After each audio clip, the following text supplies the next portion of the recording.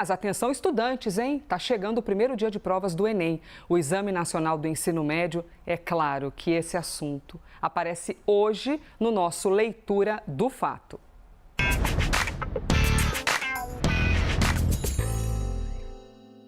Eu estava achando já que Pedro Pacífico, porque ele não está presencialmente hoje com a gente, o nosso Bookster. Eu pensei assim, será que o Pedro está perdido no Pará, comendo também tudo que tem de bom em Belém, lá no Mercado Ver o Peso, todo trabalhado no jambu, no cupuaçu? Só que não, ele está em outro cantinho. Ô Pedro, onde é que você está? Você está lendo livro onde nesse planeta? Oi, Elisa. Bom dia aí. Quase boa tarde para quem está no Brasil. Eu estou um pouco longe. Não estou em Belém, mas eu estou em Botsuana. Você acredita? Rapaz, você está na África, é isso? E mesmo que esteja distante, a gente conversa com ele à distância, fazendo o nosso quadro, porque aqui a tecnologia faz todo mundo estar juntinho. Pedro Pacífico, o nosso bookster mais amado do Brasil. Vem cá, Enem chegando, né? Domingo é a primeira etapa do Enem aqui no Brasil e serão aplicadas as provas de linguagens, ciências humanas e a temida redação. Temida, gente, porque pode ser sobre qualquer assunto e é justamente sobre isso que o candidato deve estar super antenado em vários temas. Não é isso, Pedro? E você que está sempre falando sobre literatura, como é que você observa isso, hein, para conseguirem estar preparados? Eu já fiz o Enem e fiquei simplesmente apavorada no dia da redação. Exatamente. A redação, ela tem um peso muito grande na prova e assusta bastante os estudantes. O que é importante, até só para mostrar para vocês, é que atrás de mim está a savana de Botsuana. Nesse lago aqui tem hipopótamo, tem impalas, tem crocodilos, então talvez apareça aqui um convidado especial.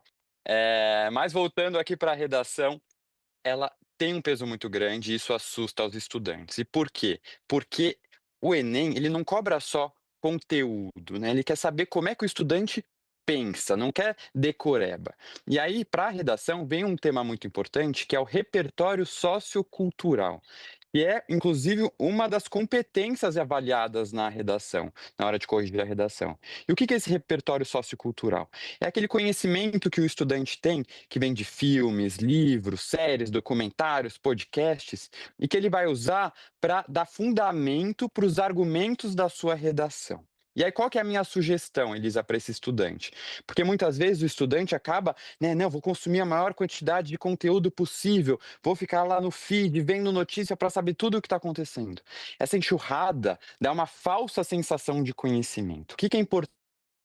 Muito mais, e é essa a minha sugestão, que o estudante foque em alguns conteúdos, então que ele leia um, dois, três livros, que ele assista a alguns filmes, mas que ele tenha um conteúdo com reflexão, com elaboração, que muitas vezes a rede social não permite isso, e para uma redação isso não acaba ajudando essa enxurrada de conteúdo.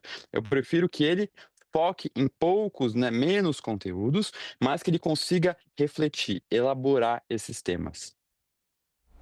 Ô Pedro, e até uma dúvida aqui, porque o Enem não tem, até lembra pra gente, o Enem tem leitura obrigatória, Pedro? Não tem, né?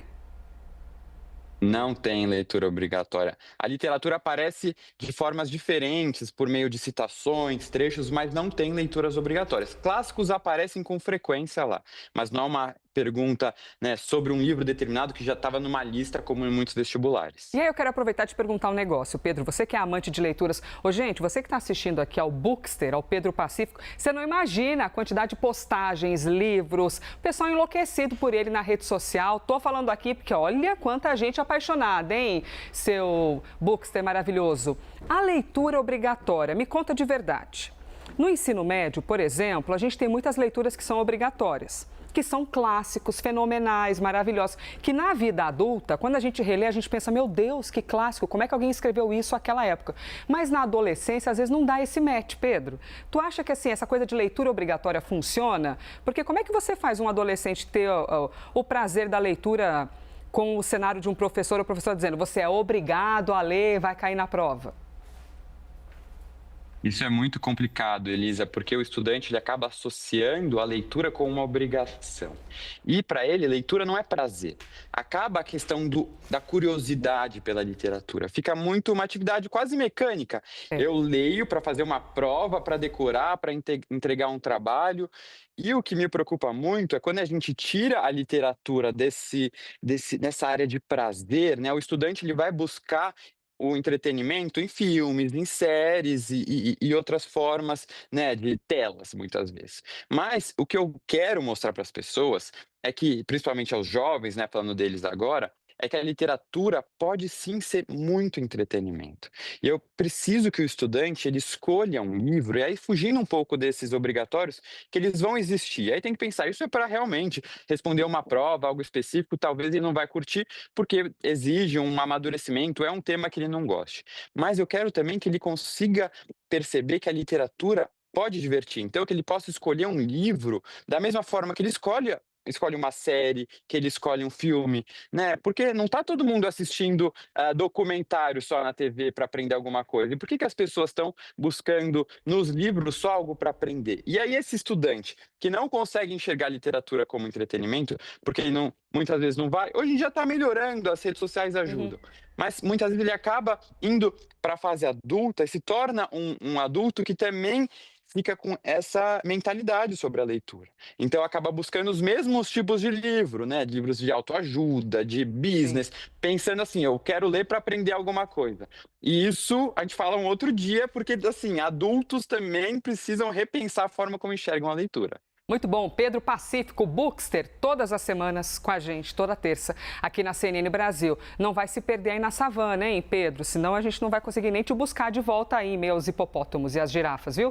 Boa viagem para você, Fique Pedro. tranquilo. Te vejo. Obrigado, Te vejo na obrigado, semana que Elisa. vem, Até meu querido. semana que vem, eu tô presencial semana que vem. Oba, com o look todo trabalhado na savana. Ó, e nos dias 9 e 16 de novembro, a partir das 8 horas da noite, além de acompanhar a correção do gabarito pelo site, a CNN, gente, vai transmitir uma live especial, viu, no nosso canal do YouTube. Professores aqui nos nossos estúdios para realizar a correção das principais questões, tá bom? Das provas do Enem em tempo real. A live vai ter um formato bem dinâmico e interativo. E no primeiro dia tem correção da redação e das matérias em English, Spanish e filosofia, sociologia, geografia, história.